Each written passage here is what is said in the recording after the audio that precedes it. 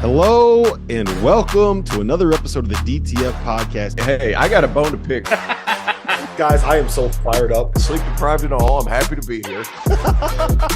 You probably cut off your hot dog. You don't need it on a bun.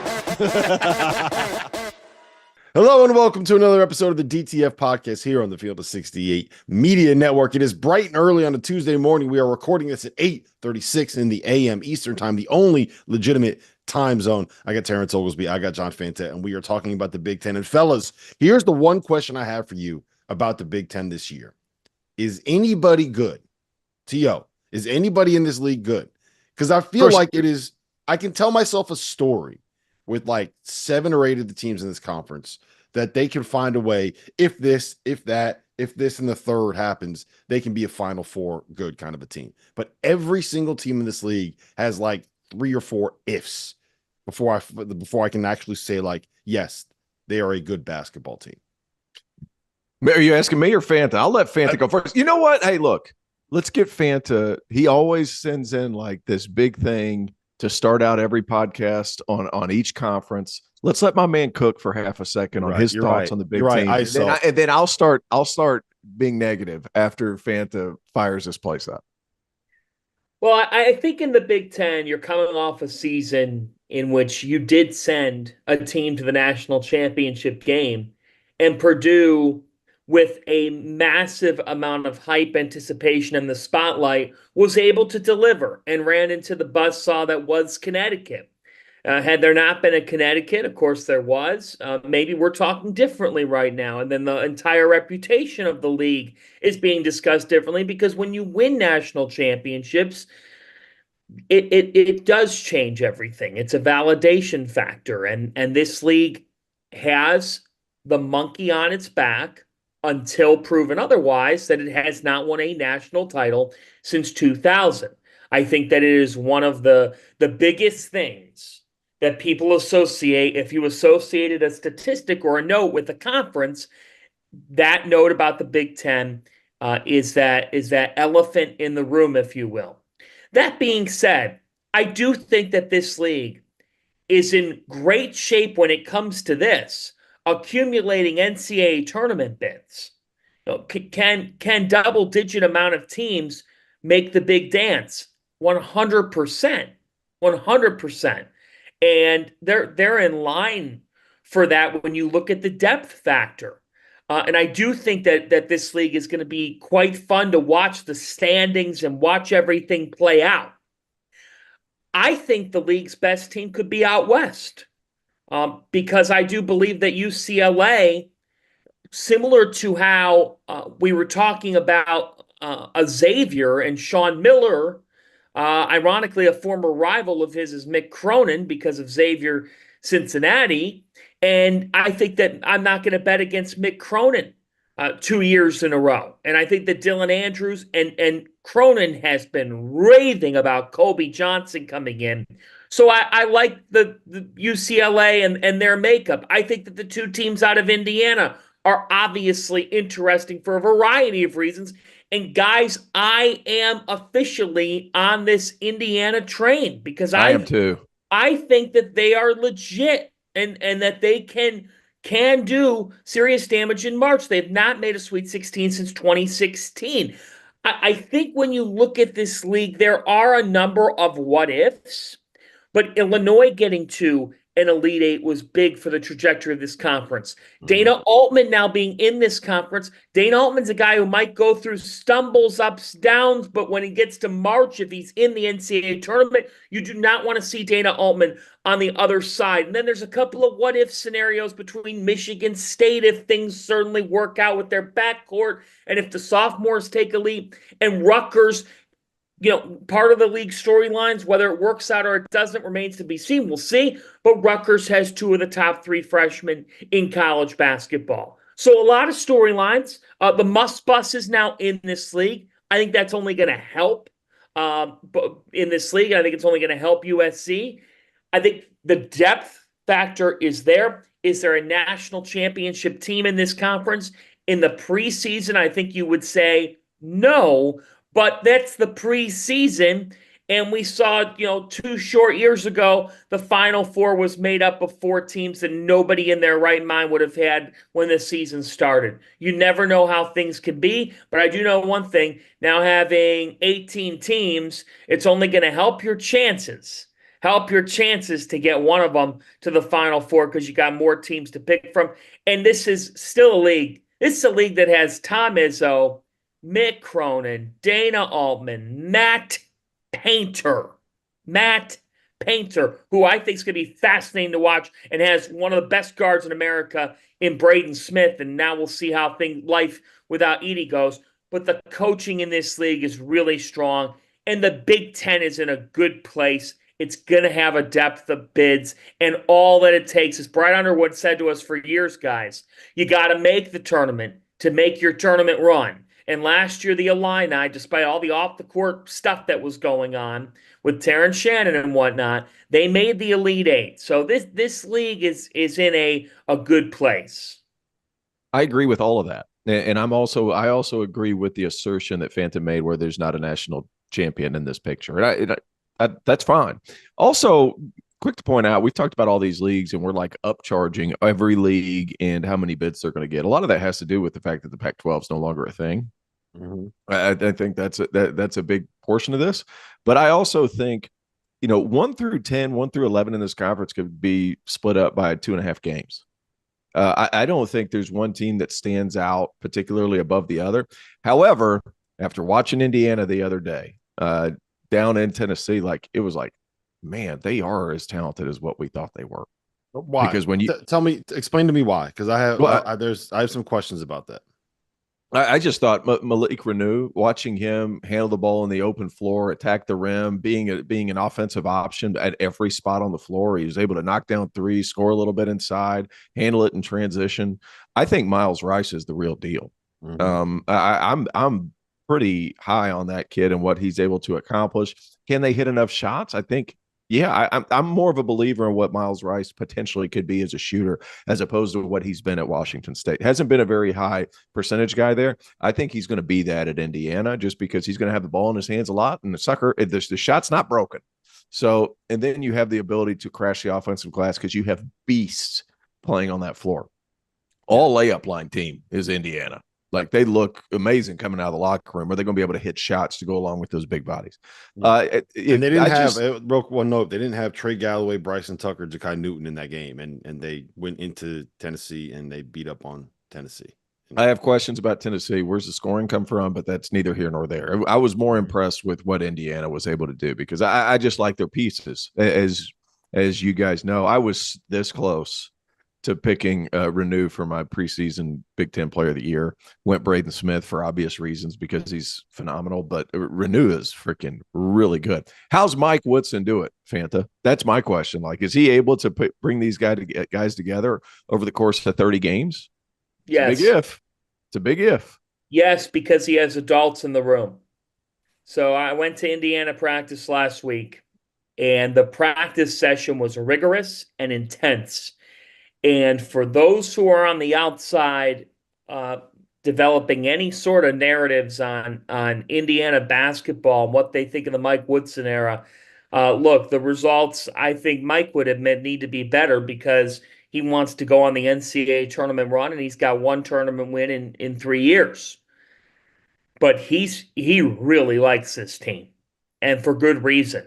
They've got talent. Miles Rice and Miles Rice and Mike Woodson have a great relationship. And on Sunday in Knoxville, Miles Rice had 20 points, 4 assists, no turnovers against Tennessee's defense.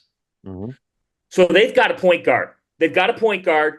And guys, I thought Umar Ballo was impressive on the TV screen. And then I saw him in person and I thought to myself, this man could eat me for lunch. He is a large. He is huge. He is huge. And here's the interesting thing. He fits the Big Ten so much better than the Big 12 too. Bingo. That if he would have stayed at Arizona. Go ahead. Here's the interesting thing. He averaged about an assist a game last year at Arizona. They're using him as a passer. And I think I think he's got a shot to be, really good with that in the two-man game with Malik Renew. And they're going to play that two-man game. And there's going to be people that put pressure on the post. And so what this team comes down to is what I watched in practice. It comes down to when the double comes, can Kanan Carlisle knock down some shots? Now, Kanan's the type of guy who would knock down 4 in a row and then miss 3. So he's a bit of a streaky shooter. Can Mackenzie Mbako, who I think is maybe the total factor of this team because of the freshman year that he had, and now they want him to take this sophomore leap and be the pro prospect that he is, can he knock down shots even more reliably this year? He's going to get a lot more. He's going to get even more looks. And here's the interesting X factor to this team. Luke Goody. And here's why. In practice, watching him, the usage, right? The amount of shots he was getting made me think, sitting there watching, well, went through some injuries in his college career. But, Rob, he was on the same team as Terrence Shannon, Marcus Damask, and Coleman Hawkins. As I kind of got the jokes on the side, I went one-on-one with him. Great kid, Indiana fan growing up, very passionate. There were only so many shots to go around last year. And if you were not Hawkins, Shannon, or Damask, you weren't going to get them. He's going to get more shots in this offense. I do think, I know that there's we'll see. We need to see it to fully believe it. I really believe that Indiana can be the best team in this league on paper because the talent's there. On paper, they are the best team in the league. Yeah, I would say that they are the most talented team in this conference. The question that I had is, one, are they going to have enough shooters on the floor? And I don't know if we got that answer. They went 4 for 19 against Tennessee. We'll see. I would bet that they will be better than a that's Tennessee though 28% 3-point shooting team.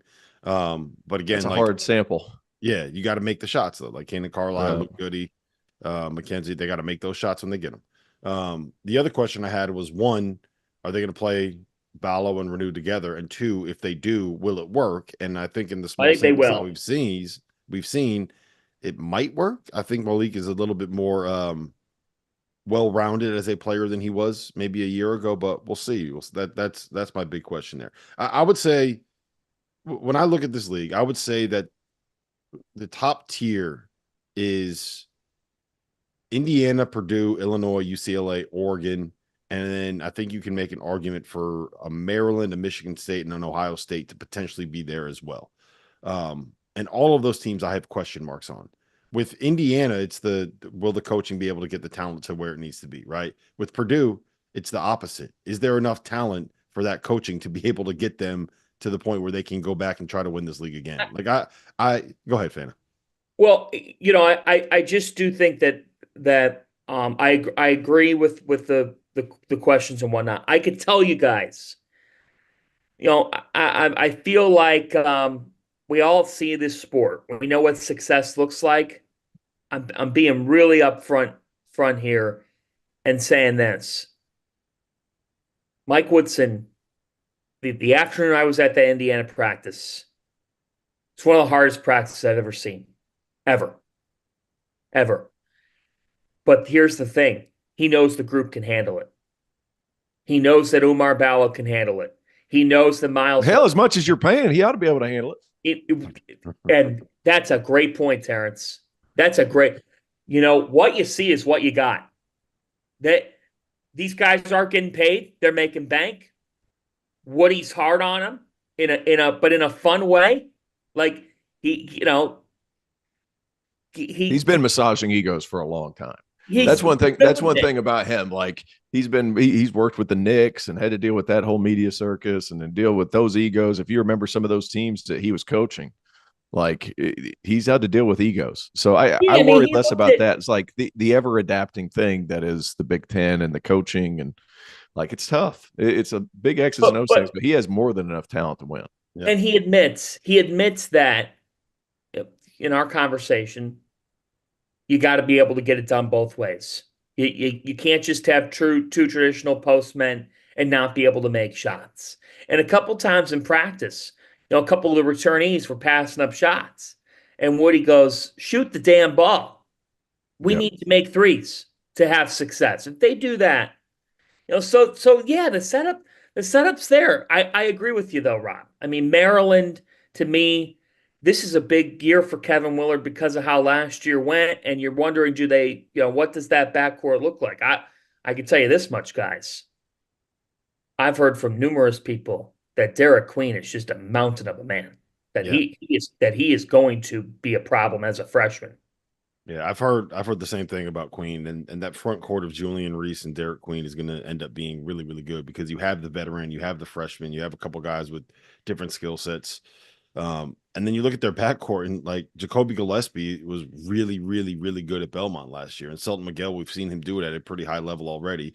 Deshaun Harris Smith is a guy that wasn't he like a top 40 kid, TO, something like that, top 30, top 40 kid coming in. So they have the talent there. Do we not start? Do we Maryland, right? Well, do we not start with teams that are towards the top of the league first before we get down to the middle of the conference? Well, that was harsh. Yeah, I know. I asked Fanta a question about like, do you think Purdue has enough talent? And then he started talking about Mike Woodson again. So I don't know how we ended up there. It's 8:30 in the morning. Do I think Purdue has enough talent? Yes. There we go. They have one of the best backcourts in America. And Trey Kaufman-Renn is going to take this leap. And Matt Painter says that he's going to, but I believe him. And Pay kind of tells you how it is. I think for this team, it comes down to Cam Heide having a breakout season, having a big sophomore year, making threes. It comes down to Miles Colvin taking the next step in his career. But the Boilermakers are here to stay. They might not be a top 10 team, but I think you're going to see them in the top 25 throughout the season. I think they can make the second weekend of the NCAA tournament if they win the Big Ten tournament. I don't think they'll win the Big Ten regular season. I think it's too hard. It's too hard to do. I don't think they'll do it. But they can win the Big Ten tournament. They can make a run in March and make the second weekend of the NCAA tournament. Yeah, Braden Smith and Fletcher Lawyer are killers, guys. I love those guys. And Braden Smith's a lot quicker than people give him credit for right off the jump. They relied so heavily on Zach Edey. And maybe not Braden Smith as much because he has some wiggle and he's able to get into the paint and finish. But like Fletcher Lawyer really did. And it's not like he's a guy that's just going to be able to create a bunch of stuff. Now, what I will say about this Purdue team is a lot more options for Matt Painter. He's really going to be able to open the playbook because he doesn't have this massive five inside that's their best option. He has a bunch of different players that are good. So, I felt like I had to give Braden Smith the benefit of the doubt when it came to preseason player of the year. But at the same time, it's like I think this Purdue team's in that closer to that 5, 6, 7 range of this conference when it's all said and done, as opposed to winning the league, which is what we've become so accustomed to with them over the last few years. I'm kind of with Purdue. I'm kind of in the same place that I am with UConn in the sense that I think on paper they're probably not as good as what their ranking is going to be or their seeding is going to be or where they're going to be projected or where they're going to be picked, right? I think if you look at on paper and compare Purdue to Illinois, to maybe UCLA, maybe in Oregon, even in Indiana, that I think on paper, Purdue's roster is not as good as those rosters. The same way that you might look at UConn and say, I don't know if UConn's roster is as good as, maybe a Baylor, maybe some of these other teams that are ranked in like the top 5, 6, 7. But Painter and Hurley are that good. Yeah, but you just bet on these guys. One, it's been a culture of player development there for years and years and years and years and years, right? And guys get better within that system. Paint figures out a way to be able to make it work. He changes what he does. I've told you the stat before. When they had Isaac Haas in 2018, they set a record on synergy before Zach Edey got there for the most post touches or most percentage of offense that was ever gone through the post in the history of Synergy's database, right? And then the next year, riveting basketball. Carson Edwards, when they had Carson Edwards and who was the other? I'm blanking on the name of the white kid, the shooter. But then they set a record for the most percentage of field goals. Robbie Hummel. That were, he was still there. That were 3-pointers. So like Paint's going to find a way to be able to make this thing work. I just trust him to be able to do it. And I think that I would pick Purdue to win this league just because I think you have to pick them until until they show you that it's not theirs, right? Someone's got to come over and I think they make the tournament. I think they make the tournament. They're making I think there's going to be times this year where they struggle. Yeah, I don't. Well, there's a big difference between winning your league and making the tournament. Well, look, I mean, yeah, it's the thing about him is like you're betting on Miles Colvin and Cam Heide and Trey Kaufman-Renn to all take these big step forwards while also saying, hey, Fletcher Lawyer, you're going to have a completely different role in the offense. You got to be as effective. And Braden Smith, now instead of having the largest human in the history of college basketball set you screens, it's going to be a 6'9" guy that is we've never actually seen like do it. Like there's just so many question marks there. But I'm at the point where I bet on Paint to find a way to be able to figure it out. What do you guys make of Illinois? If you haven't heard by now, we have partnered with BetMGM Sportsbook. We're going to be using BetMGM lines to make all of our picks, and we'll have special offers for the listeners and the viewers of the Field of 68 throughout the year. If you haven't signed up for BetMGM yet, you can use bonus code FIELD, and you will get up to a $1,500 first bet offer on your first wager with BetMGM. The best part, all you need to do is deposit and bet $10 of your own hard-earned money to be eligible. Here's how you make it work. Download the BetMGM app and sign up using that bonus code FIELD. Deposit at least $10 and place your first wager on any game, and you will receive up to $1,500 in bonus bets if your bet loses. Just make sure that you use that bonus code FIELD when you sign up.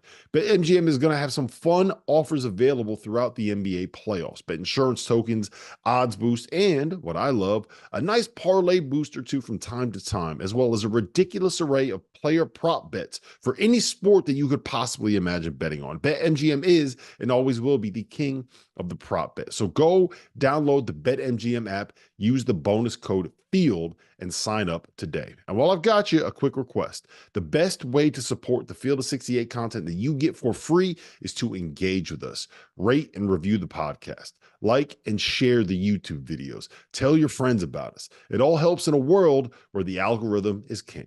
And now, back to the show. Oh no! After watching them the other day, I'm worried. Yeah, they can. Brad Underwood had a quote in a press conference.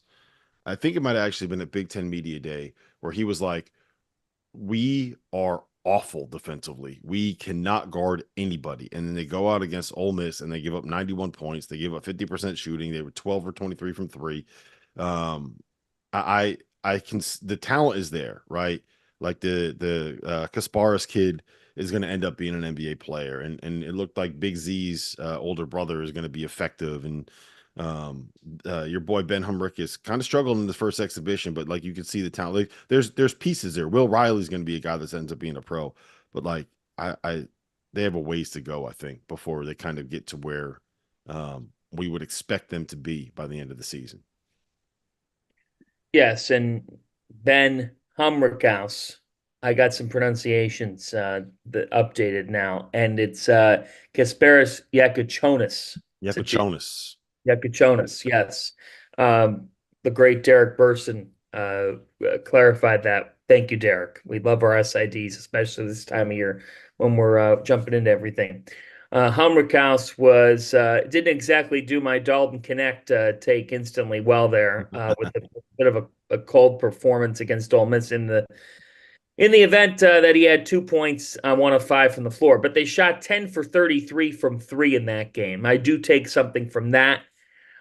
You could sense that Yakuchonis is a guy that is going to get a lot of shots off because he took 9 of them to lead to second on the team. Gibbs Lawhorn, played well. Looks like he's going to make a leap. But Brad, it's not like Brad played anybody in that game 35 minutes or 36 minutes. He did not. It was an exhibition game. My other takeaway is that I think Ole Miss is really, potentially really, really good. Year 2 Beard, year 2 Patino, and year 2 Chris Beard. Yeah. Sean Padula had 8 assists to 1 turnover. Yeah, he's really good. That's an NCAA tournament guard. So I think for them, when you're not defending and then you're going 3 for 12 from 3 in the first half, things are not going to look particularly good. I don't care who your opponent is. And this time of year, we've learned you can't totally overreact to things. But I think for Illinois, like the question is, Kylan Boswell comes in here. And I think that he's had a good start to his college career, and it felt like when they brought him in, like we're all asking, is this going to work? Is this going to work?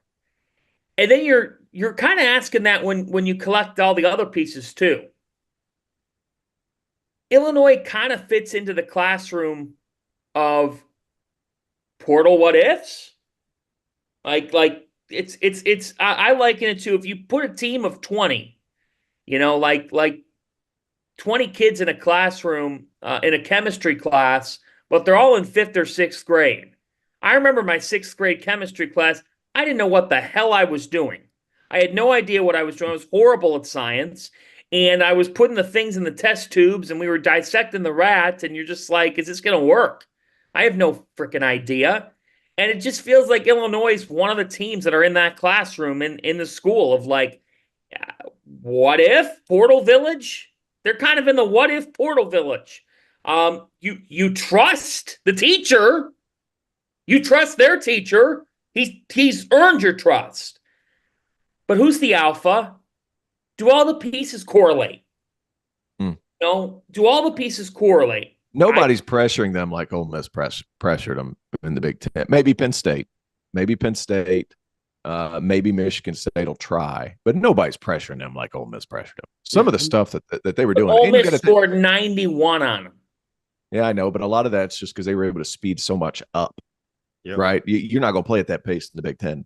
And outside of Penn State transition. The thing that I'm worried about, T.O., is a lot of these programs that bring in a bunch of transfers are doing it with guys that are 22 and 23, right? There's a lot of veterans and old guys on the roster.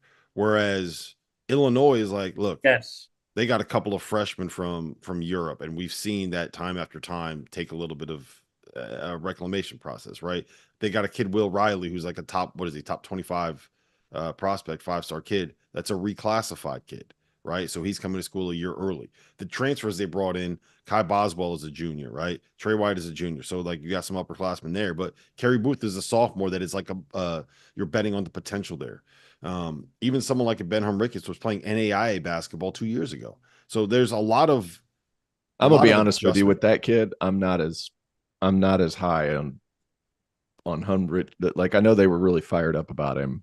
That like you have to be able to create. And Hummerkaus. Like you got to be able to create something, and that is a large step up. Yeah. Like going NAIA to mid to low, possible. Like you can still find ways. If once you get to the high major level, I mean, it's a different ball game, and you have to be able to create some. I do feel like when a guy puts up massive numbers, the first guy we run to is a guy that did that and then immediately had success. I don't know. Like, there's not a whole lot of Dalton Connects in this world. No. Like, there's a reason why his story was special, right? Yeah. I mean, like, there's just not a whole lot of guys. He went into the exhibition game in the NBA, right? And he had 20 straight points in the second half at one point. Like, yeah, I mean, just a bucket. So good. But no, what I'll say is, like, Yakashionis, like, he's going to be much better in Big Ten play, much better, because he's going to be able to observe. He's bigger. Ivisic is going to be good in Big Ten play where the game slows down a little bit. Like they literally, it was almost intentional. I'm sure it was because, such respect for Underwood, but like, let me go find a team that's going to pressure the dog shit out of us just to wake everybody up. And that's what happened against Ole Miss. Like, he got the exact team that's going to hit their weakness probably more than anything. And then we're going to be able to fix those things before the season starts. Yep. All right. So Purdue, Illinois, Indiana are three of the, I would say, 5 teams that I think have a very real chance to win this league. The other 2 are UCLA. I got Michigan State. Yeah, I know you do. We're going to get to that in a second. But then I also have UCLA and Oregon in that mix. I feel like, and I might be taking crazy pills here, Fanta. I'm pretty sure you're on the same page as me. I feel like we are criminally underrating Oregon heading into the season. Yes. One, Jackson Shellstead is going to take a big step this year, and there's a real chance. He was already good. Yeah, he might be the best point guard in the Big Ten this year. That's not a prediction. Not named Braden Smith. I'm not that. You're probably not named right. Braden Smith. Not named probably Braden right, Smith. But like Jackson Shellstead is going to be awesome this year. TJ Bamba was a stud at Washington State, and went to Villanova, and it just didn't work at Villanova, and now he's back in a place where I think it'll work. The kid, Brandon Angel, the Stanford transfer, is like efficiency off the charts. And you're going to tell me that you're going to take a guy that is a 6'8" kind of combo forward dude that could step out there and make threes and give him to Dana Altman when you got some big guys inside that are going to be able to make it work. I look at this roster. I see the shooting. I see the shot creation. I see the guard play. I see who the coach is. And I'm like, how is this team not a consensus top 20 team? I don't get it. And I think I tend to, your take on Mick Cronin is 100% correct. Fanta, you never bet against him 2 years in a row, right? I think he's figured out that the whole Euro experience is maybe not the best thing for a 5'6" dude from Murray, Kentucky. But I think I lean towards Oregon over UCLA in this conversation. Whoa. Well, I don't even think it's an Oregon versus UCLA debate. I think both can be in the top 4 in this league. And I'm making it an Oregon UCLA debate, Fanta. I'm making it one. Let's go. Quack, quack. Quack, quack. Man, that's tight. That's really tight. And let's go back to Shellstad. He's already a stud. Terrence said it best. I mean, this kid last year, for those who don't know, came in as a freshman and averaged 13, 3 and 3, 45% from the floor, 35% from 3. I think that can get to 40% from 3. He's a 6-foot guard who just makes things happen. And Oregon very well. I mean, that team came so close to the Sweet 16. And it took Creighton. I thought Oregon won the game 4 times. That was one of the wildest games in the entire tournament, Creighton, Oregon. I was on the edge of my seat. I was standing for the 2 overtimes. It was unbelievable basketball. So good. Such a good game. And that benefits you when you've been a part of that experience. Keyshawn Barthélemy is a guy who's going to only get better for this team, and I really like him. Really good defensively. Yeah, very good defensively. Very good. Supreme Cook is solid. It didn't really work out at Georgetown. He's hurt, right? Hold on, let me check that. I'm pretty sure he's hurt, and he's Kwame Evans, though. Kwame Evans could be in line. Could be one of those guys that's in line for a big sophomore year. Yes. Oregon. He's hurt, but he'll be ready by mid-November. Supreme Cook. Sorry. Okay. Well, that's not that bad. And then don't forget about Raheem Moss. We haven't talked about Raheem Moss, a guy who averaged 15, 5.5, and 3 per game at his previous spot, Toledo. And real quick, the guys that leave the MAC, that transfer out of the MAC, end up being able to translate to the high major level pretty effectively. Yeah, and translate to the Big Ten effectively. It's a very similar style of play. Yep. That's going to work. And Dana says we're finally healthy. We're finally healthy. He keeps saying that. So, I still lean UCLA in this debate. I just, if you take out last year, okay, Mick Cronin had gone to 3 consecutive Sweet 16s and a Final Four. Mm-hmm. And a Final Four. So I still lean. Hearing Cronin talk about Kobe Johnson. Hey, he did all of that with a guy by the name of Jaime Jaquez and a guy by the name of Tiger Campbell. Like, they had Oregon's roster's better. Yeah, they had. I think that I don't think we appreciated in real time just how good Jaime Jaquez was at the college level. He's great, right? Like, he was. I saw him the other day. He's still good. Yeah, and he's tough, and he's a leader. And you had a veteran point guard that had been through some wars in Tiger Campbell that just knew what Mick Cronin wanted. And you had a team that was kind of built in his image over the course of 4 years. And I think with the group that he has, this is a team that is a little bit more like built for Mick Cronin, right? But it's still, your entire front line is going to be guys that are coming in new that have never played for Cronin before. They're veterans. William Kyle, I think, is going to be better than I probably realize. The kid from Oregon State is a really good Tyler Bilodeau. Yeah, and Kobe Johnson is obviously he's a stud. I think he's going to be an NBA player, Kobe Johnson, when it's all said and done. But I don't know if I trust the guards. I don't know if I trust how many new faces there are. Like, I just think that there's more. I think the best way I would phrase it is, I think Mick Cronin's at his best when he can get guys a year or two in his in his culture, in his program, in his system to get them better than the sum of the parts. And I just think it takes time. Whereas I think Dana Altman is better at just throwing a bunch of pieces together and figuring out the best way to use them in a 1-year situation. Does that make sense? Oregon's a better team this year. Or right now, like just I disagree. Hey, we need here's what we need. We need I think Dylan Andrews is gonna. I think Dylan Andrews will be better than Shellstad. We need some kind of DTF podcast bet on here, right? What are we wearing to the final? I don't know about that one. The hot dog suit, is the hot dog suit coming back out? If we all agree, I threw it away after. I threw it away after New Orleans. Yeah. I think Oregon's roster is better. What I will say is Mick Cronin's style of coaching fits the Big Ten.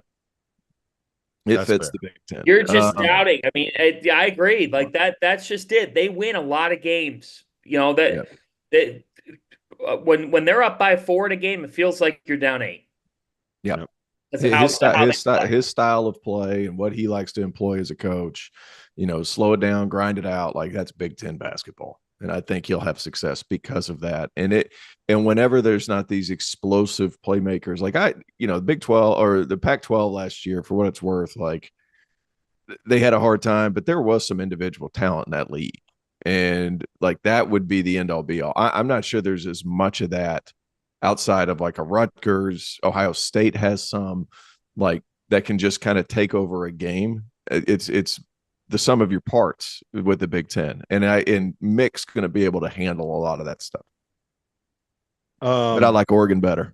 By the way, how about UCLA's schedule? I mean, yeah, you talked about this. It's insane what they have to go through. They go December 8th at Oregon. December 14th, Arizona and Phoenix, then Prairie View. After that, North Carolina at the Garden, Gonzaga at Intuit Dome in Inglewood, at Nebraska, and then Michigan, at Maryland, at Rutgers. I mean, they've got a hellacious stretch there. They have to go to Indiana. They have to go to Illinois. They have to go to Purdue. They didn't exactly get a whole lot of favors in their first year in the Big Ten. Man, that's a tough schedule. They do. They have a tough one. They have a lot of those. I do think that they are a little bit lucky in the sense that, well, maybe it's not lucky. It's the way that it was playing. But you're at Illinois and at Indiana in the span of 4 days, so you can make that into one trip, right? You're at Purdue and at Northwestern in the span of 4 days, so you make that into one trip. And they are kind of used to that because that's the way that the travel worked in the Pac-12 as well. All right, T.O., we're clearing out here. Fanta. 1-4 low. Isolation time. T.O. is going to show us if he can get a bucket. You said Michigan State is going to win the Big Ten. Tell me why. Talk me into it. This is your time. You got to convince us. You got to convince us right here, T.O. Go ahead. Clear out. I felt really good about it until I watched Indiana play the other day. And I was like, oh, no. I was like, oh, my God, Indiana's good. No, look, there's a lot to like. I think Xavier Booker, who was a top 3 player in his class, coming back told me a lot. They go over to Europe. They have a really good trip. They show flashes. The team they lost to, FMP, is like a big-time team, and they didn't lose to them by all that much. And there's a lot of teams that go to Europe, and they play in these overseas trips or whatever, and the teams they play aren't very good. Mm-hmm. The teams that Michigan State played are good. We saw that. Yes. Yeah, we saw that. The teams at Michigan State played are very good. And they were able to keep up. I think they lost in overtime they lost in overtime in their last game. And, like, you look around that roster, there's no need to go in the portal if what you're getting in the portal isn't better than what you already have. So, like, I think Jaden Akins is going to take a monster step. AJ Hoggard departing, I think is addition by subtraction because he kind of gets out of the way. He was a little bit too ball dominant for my liking. And I thought him and Izzo had an interesting relationship. I'm curious to see how Hoggard does. It clears the backcourt for Jeremy Fears to be the guy. Jeremy Fears and Jaden Akins to be a little bit different and a little bit better. But, Fears is still dealing with, coming back from injury where he was shot at a party last season. But, like, I like the addition of Frankie Fiddler, add some shooting. He's not going to average 20 points, but I think he could be a good player for you. Jace Richardson's an explosive guard that can give you something off the bench. Xavier Booker, I'm banking on him pretty heavy to be able to have a big sophomore season. And when you have that level of continuity, I just feel like those guys are going to be a tough cover, and there's enough there. There's enough there. There's continuity. There's a certain sense of Izzo-ness, if you will, like going out throughout the course of the season. I think Michigan State's very much going to be in the mix, and I picked them to win it. And then I watched Indiana play, and I got nervous. But like I have a lot of faith in what they're going to be able to do, because sometimes you look at two cars on the lot. One's really nice and one's yours. And like the really nice one's going to get a lot more attention. But the one you have, you know what you got, you know that everything's going to work on it, and you know like that it's not going to get as much attention, but it's going to be every bit as good the car. So I think Michigan State's kind of flirting in that little area right there, and I like their team and how they've been put together. Fanta, you got anything on Michigan State? You're on mute, Fanta. Unbelievable. So here's the thing. Unbelievable. Here's the thing. They Jeremy Fears and Jaden Akins are two impactful guards that can play off one another, generate tempo. Frankie Fiddler, is he going to be able to handle the moment? I watched Michigan State play Northern Michigan in an exhibition, and Fiddler looked overwhelmed at times and did not play particularly well in that game. It was one exhibition, though. Maybe that's what he needed to get himself settled in. Fiddler can fit the mold of a guy. I mean, the whole design there is for Michigan State. Like last year, they really missed Joey Hauser. They missed that shot-making wing who can score. And I think that they've got that with Fiddler potentially. What you think of Michigan State is how much you think the evolution of the front court is going to happen. Yep. What you think of Michigan State is if Xavier Booker is going to emerge and be that dude and deliver. And Jackson Kohler, Carson Cooper have been around the block. Are we going to see progress and consistency? I think Jace Richardson's really talented. He does some things that make you make your jaw drop. And Simon Zappala in the front court as well should be able to help. He'll be fine. He'll be fine. He'll be big. He'll fit a role. He's big. Like he'll be rough. So they do have, your front court. You got 20 fouls. You got bodies. You got bodies. Is the scoring happening there? I just think that for Xavier Booker, he's got to look more comfortable. He's got to be more impactful. Izzo's going to challenge him, and he's got to step up and deliver. They play a way that allows him to be in a lot of games, right? They really do. But man, Tyson Walker did so much. Mm-hmm. He did so much.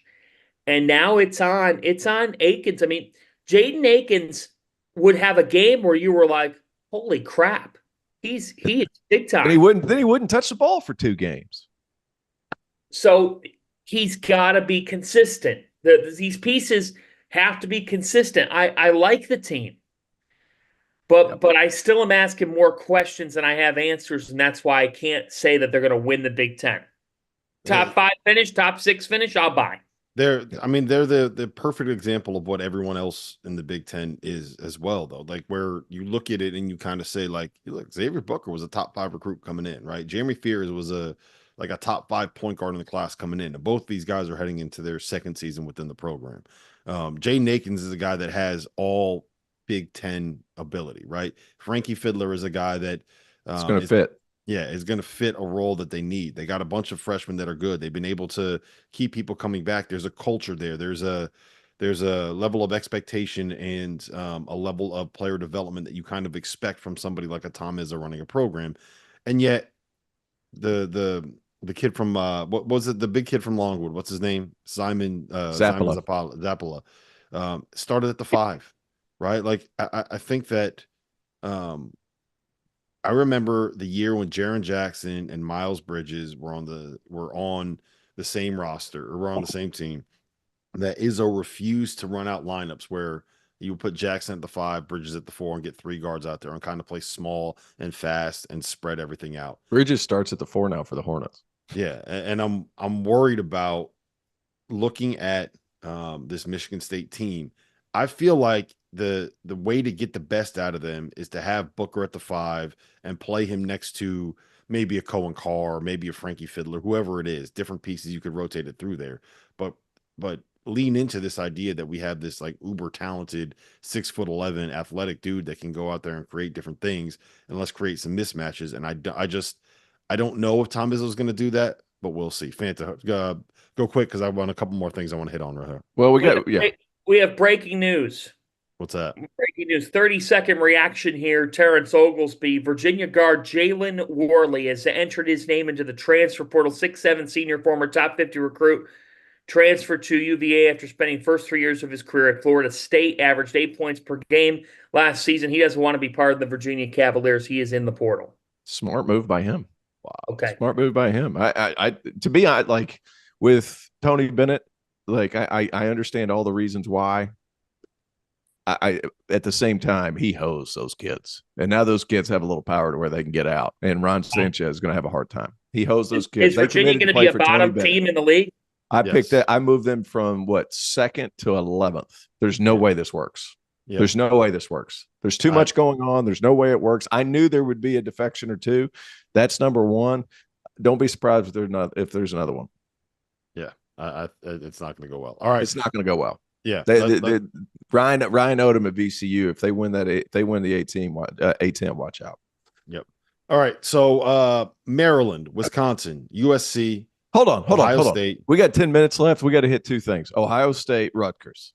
Yeah, well, that's what I was going to say. Ohio State, Wisconsin, USC. Like, dude, we don't have to worry about that. He was going there. We don't care about that other stuff. He was going there. I was going there. He was going there. No, he wasn't. Dude, we got to move Iowa.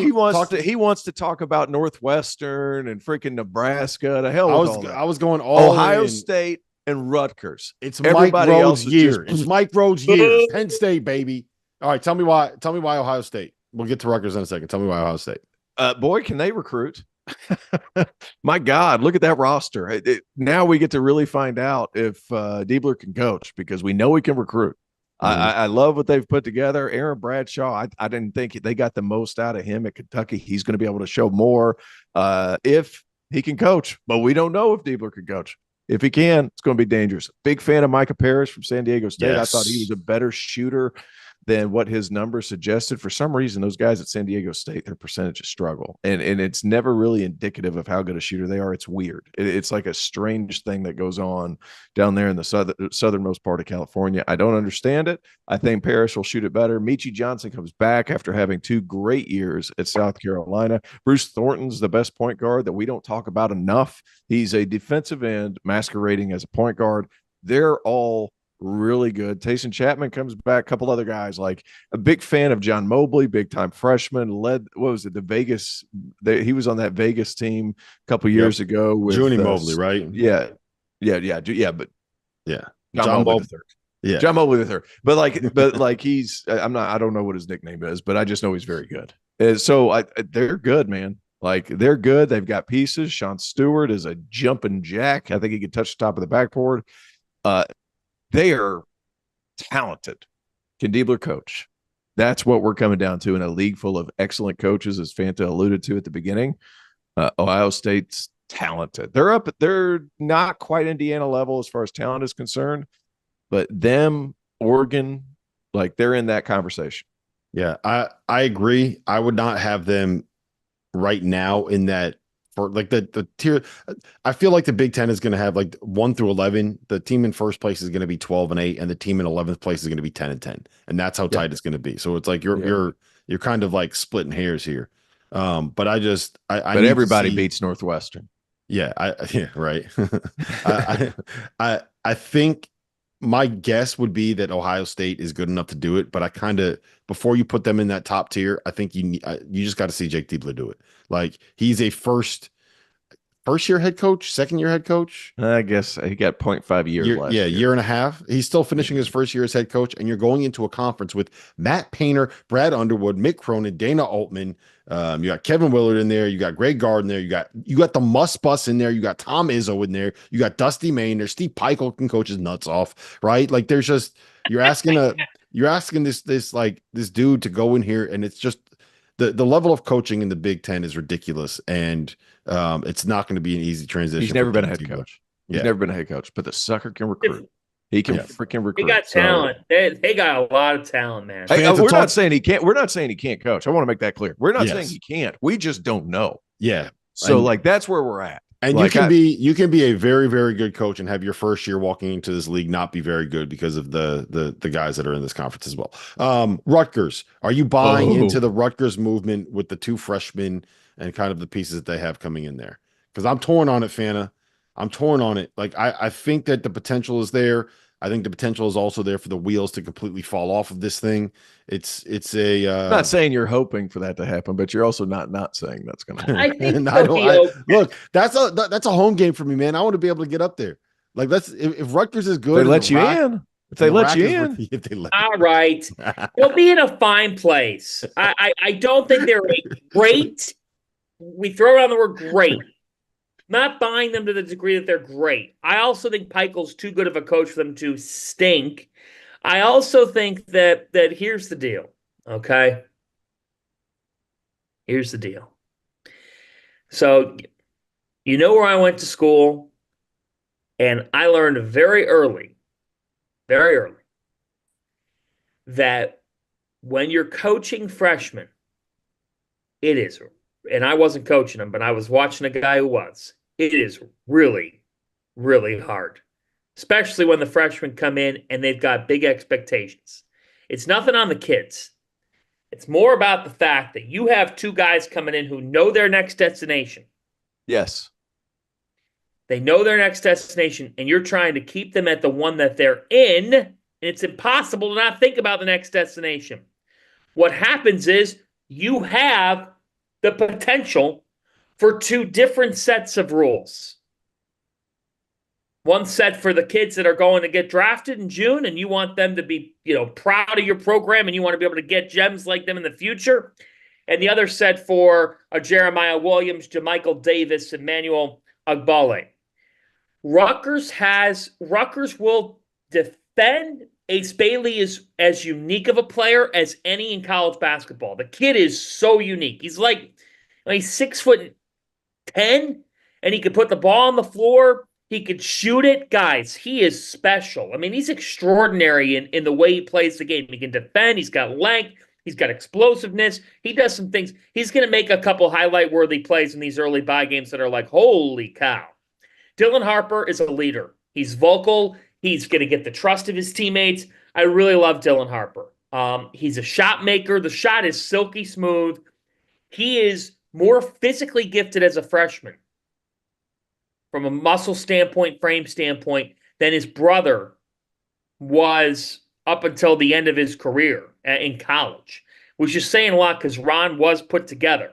Mm-hmm. But Dylan has an elite frame muscle-wise. But in the Big Ten, it's really hard to win when the question mark is the center position. They brought in a transfer from Monroe College named Emmanuel Ogbale. Guys, I don't know if I'm buying that. And, the Lathan Somerville has talent, but it seems like that's a big work in progress. Their first 5 games they need. They're against Wagner, St. Peter's, Monmouth, Merrimack, Kennesaw State.